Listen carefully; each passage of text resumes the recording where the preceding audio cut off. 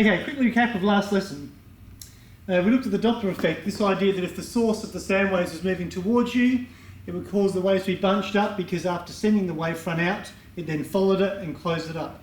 So these would arrive more frequently there at the front here, and if you were standing here perceiving that, it would appear that the waves are more frequent because you'd be measuring more waves per second at the front here. So a high frequency. In terms of sound, that would sound like a higher pitch note.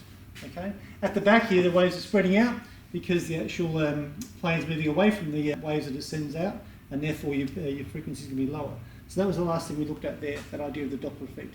And of course, if you catch up to those wavelets at the front, you won't actually break the sound barrier. Now, this lesson we'll look at the idea of resonance. There's a few things we've got to sort of put together there for this. So in terms of concepts, we want to talk about natural frequency first.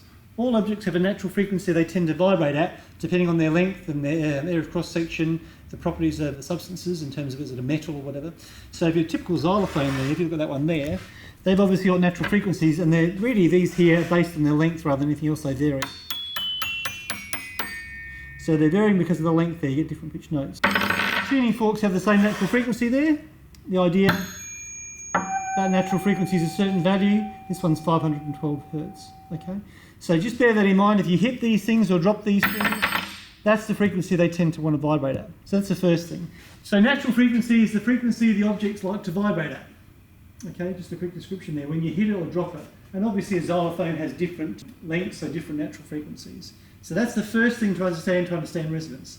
The second thing is you can force objects into vibration. One object that's vibrating can actually put inside another object, like this here, and force it into vibration. Okay? So these vibrations here have vibrated the wood, vibrated the air inside the wood, forced it into vibration, it makes the sound slightly louder. Okay? So that's the second point there, is the idea that the forced vibrations there can occur for another object. So with forced vibrations, one vibrating object forces the other object to vibrate with it at that same frequency. Okay? So in the case of the guitar, it doesn't matter which string you pluck and which frequency you choose, this sounding board here will be forced into vibration with it and make the sound louder. So there's a whole range of frequencies you can try then, and it still makes it louder, that sounding board. So that's a forced vibration, when one object forces another object to vibrate with it. Okay, so there's natural frequency of an object and forced vibrations of an object. Let's just try what happens if we do these here.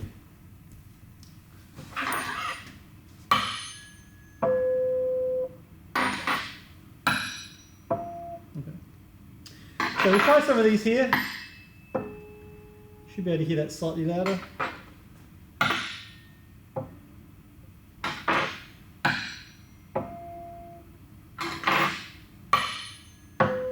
Oh, now that last one seems to make it a much louder sound in the wood here.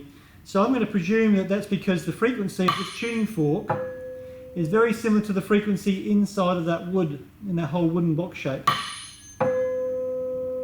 And you can hear pretty good resonance there. So resonance is when the frequency of the vibrating source here that causes the object into forced vibrations matches the natural frequency of this sounding board or the new object. When these two ideas here actually match, and natural frequency, so the forced vibrations happen to be the same as the natural frequency, you're going to get a thing called resonance going. Okay? So it's when the forced vibrations match the natural frequency. It's all about like pushing a swing here. If you push this person at just the right time there, just when they're at the top of their swing anyway, you'll find that the next time they come through, they'll be a bit higher. You give another push at just the right time, they come a bit higher again. So in terms of pushing, any push will cause this object to vibrate, but only just getting it at just the right time that matches the frequency of the object you're trying to move, will you get a really big increase in the amplitude. Okay? So you get a much bigger increase when the natural frequency is matching the forced vibrations frequency that you're trying to send through.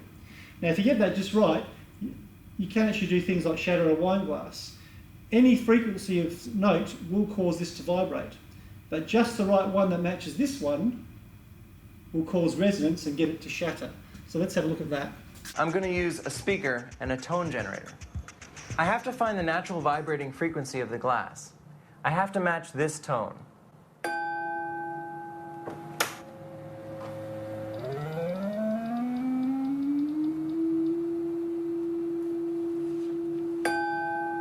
That's it. This is the exact tone to make this particular glass vibrate. When the tone is loud enough, the glass will shatter. I can feel the glass shaking, but I can't see it. If I add a straw, then it's more obvious. So what's happening here? The straw gets tossed side to side, but I can't see why. Let's record it while I crank the volume.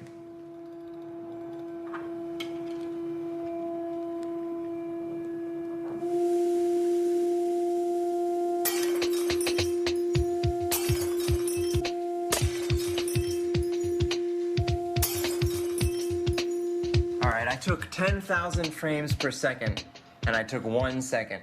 If I were to play back this whole video, it would take 8 minutes to get through. Oh, this is amazing.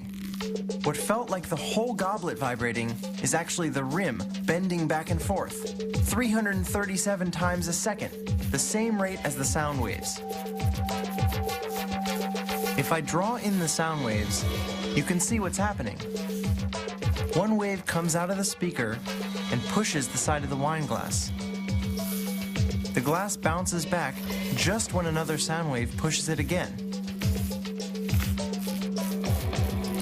If the timing or frequency of the sound waves is exactly right, the motion will build until the glass breaks.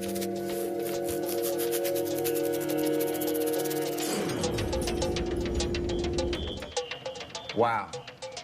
So, as we would expect, the speaker breaks the glass nearest to it. So what we can see happening here is that if that frequency does match, it's big enough to make that there.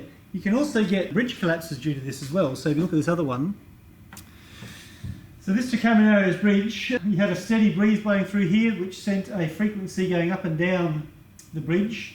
The frequency happened to match the natural frequency of some of the bridge's parts, and sent it into resonance. So it's set up with a standing wave. We'll look at that later on, but just sort of showed what the result here was.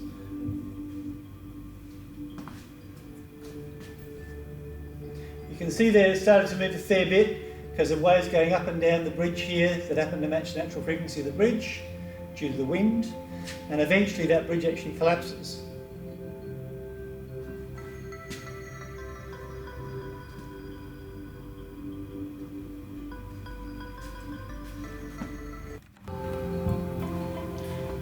You can see how big the motion is there.